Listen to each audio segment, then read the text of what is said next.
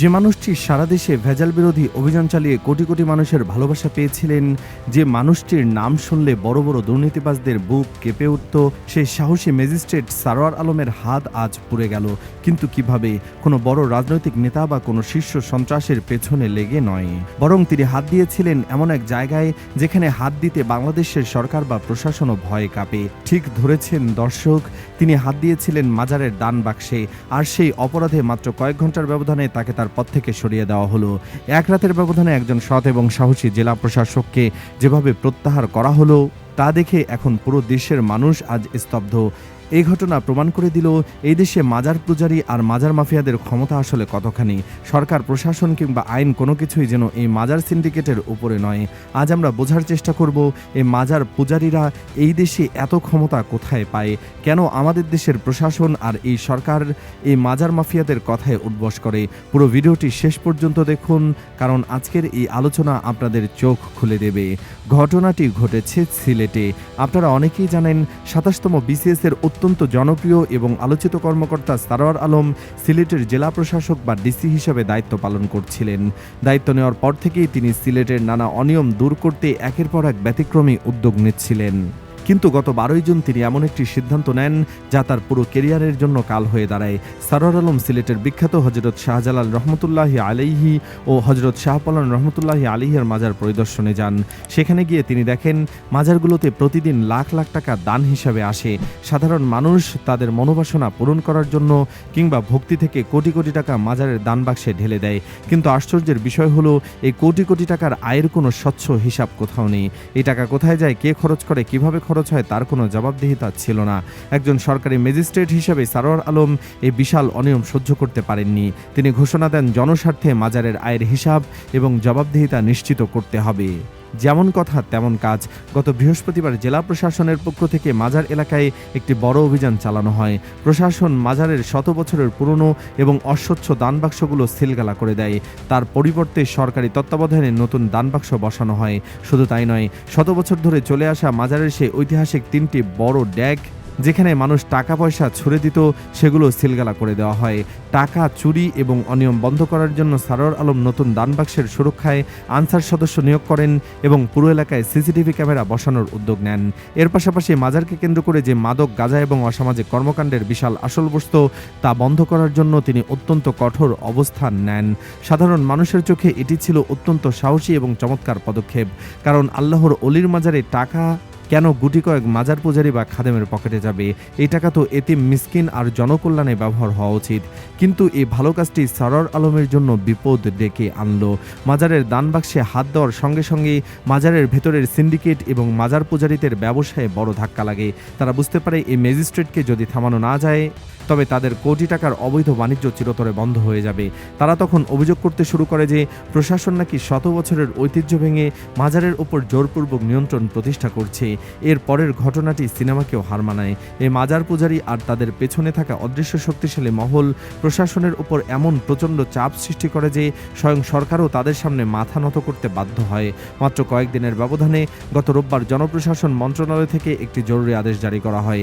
সেই আদেশে অত্যন্ত অপমানজনকভাবে সিলেটের জেলা প্রশাসক সারোয়ার আলমকে তার পদ থেকে প্রত্যাহার করে নেওয়া হয় এবং তাকে ঢাকার জনপ্রশাসন মন্ত্রণালয়ে সংযুক্ত করা হয়। সাধারণ মানুষ বলাবলি করছে মাজারে হাত দিয়ে ডিসি সারোয়ার আলমের হাত পুড়েছে। অর্থাৎ এই মাজারে কালো টাকার সিন্ডিকেটের ক্ষমতা এতটাই বেশি যে তারা চাইলে দেশের সবচেয়ে জনপ্রিয় ম্যাজিস্ট্রেটকেও চর মারার মতো করে পদ থেকে সরিয়ে দিতে পারে। এখন আমাদের মনে প্রশ্ন আসতেই পারে, এই মাজার পূজারী বা মাজারের খাদেমরা এই দেশে এত ক্ষমতা পায় কিভাবে? কেন সাধারণ একজন মাজারের খাদেমের কথার সামনে সরকারের বড় বড় নীতি নির্ধারকরা হাঁটু গেড়ে বসে পড়ে? সহজ ভাষায় বলতে গেলে বাংলাদেশে মাজার কেবল কোনো ধর্মীয় স্থান নয়, এটি অত্যন্ত লাভজনক একটি ব্যবসা এবং ভোটের একটি বিশাল ব্যাংক। বাংলাদেশে শত শত মাজার রয়েছে যেখানে প্রতিদিন কোটি কোটি নগদ টাকার লেনদেন হয়। এই টাকার কোনো ট্যাক্স দিতে হয় না, কোনো অডিট নেই। এই কালো টাকা দিয়ে মাজার পূজারীরা দেশের প্রশাসন, পুলিশ এবং স্থানীয় রাজনৈতিক নেতাদের মুখ বন্ধ করে ফেলে। ফলে যখন কোনো ভালো অফিসার এসে এই টাকার উৎস বন্ধ করতে যান, তখন মাজার মাফিয়াদের সাথে সাথে এই দুর্নীতিবাজ সরকারি কর্তারাও খেপে যান। তাছাড়া মাজারের পীর বা খাদেমদের কাছে লাখ লাখ মুরিদ এবং অন্ধভক্ত থাকে। নির্বাচনের সময় এই মাজার পূজারীরা যে রাজনৈতিক দলকে সমর্থন দেয়, তাদের সমস্ত চোখ বন্ধ করে সেই দলকে ভোট দেয়। তাই কোনো সরকারই চায় না নির্বাচনের আগে বা পরে এই মাজারের বিশাল ভোট ব্যাংককে হাতছাড়া করতে। মাজারের এই খাদেম বা পূজারীরা সমাজের সাধারণ এবং অন্ধ ভক্তদের আবেগ নিয়ে খেলা করে। তারা নিজের আল্লাহর অলির প্রতিনিধি হিসেবে দাবি করে। আর আমাদের দেশের কোটি কোটি সাধারণ মানুষ যারা হয়তো পড়াশোনা কম জানেন এবং ধর্মীয়ভাবে অন্ধ, তারা মনে করে এই খাদেমদের অবাধ্য হলে তাদের ক্ষতি হবে। মাজার পূজারীরা এই বিশাল অন্ধ ভক্তদের নিজেদের স্বার্থে ব্যবহার করে। তারা যখন দেখে কোনো ম্যাজিস্ট্রেট বা কর্মকর্তা তাদের ব্যবসায় বাধা দিচ্ছে, তখন তারা ধর্মের দোহাই দিয়ে দাঙ্গা লাগানোর হুমকি দেয়। আর সরকার শান্তি শৃঙ্খলা বজায় রাখার নামে যে নিজেদের ভোট হারানোর ভয়ে তাদের সমস্ত অন্যায় মেনে নিতে বাধ্য হয়। যেহেতু আমাদের দেশের ধর্ম অত্যন্ত সংবেদনশীল একটি বিষয়, মাজার পূজারীরা খুব সহজে প্রচার করে দিতে পারে যে সরকার ইসলাম ধ্বংস করছে, আল্লাহর অলিদের অবমাননা করছে। এই অপবাদের ভয়ে সরকার পিছু হটে এবং সারোয়ার আলমের মতো সৎ অফিসারদেরকে এক মুহূর্তেই বলির পাঠা বানিয়ে দেয়। সবচেয়ে ভীতিজনক ব্যাপার হলো এই মাজার পূজারীরা নিজেদের চারপাশে এক ধরনের অদৃশ্য এবং দুর্ভেদ্য সুরক্ষা বলয় তৈরি করে রেখেছে। তারা মাজারের ভেতরে নিজস্ব লাঠিয়াল বাহিনী এবং ক্যাডার গ্রুপ লালন পালন করে। সাধারণ মানুষ দূরের কথা, স্থানীয় থানা পুলিশও এদের ঘাঁটিতে ঢুকতে ভয় পায়, কারণ এরা মাজারের পবিত্রতা রক্ষার দোহাই দিয়ে মুহূর্তের মধ্যে হাজার হাজার অন্ধ মানুষকে রাস্তায় নামিয়ে দাঙ্গা বাঁধাতে পারে। অথচ মাজারে মাদক গ্রহণ করা বা নানা রকম অসামাজিক কার্যকলাপের অভিযোগ রয়েছে। আইন নিজের গতিতে চলবে, এই চেনা সংলাপটি মাজারের সীমানায় এসে পুরোপুরি স্তব্ধ হয়ে যায়। ফলে একজন ডিসি যখনই এই দীর্ঘদিনের অনিয়ম বা কালো টাকার পাহাড়ে হাত দিতে চান, ঠিক তখনই মাফিয়ারা রাষ্ট্রীয় যন্ত্র ব্যবহার করে নিজেদের আসল নিয়ন্ত্রণ এবং ক্ষমতার নগ্ন রূপ প্রদর্শন করে।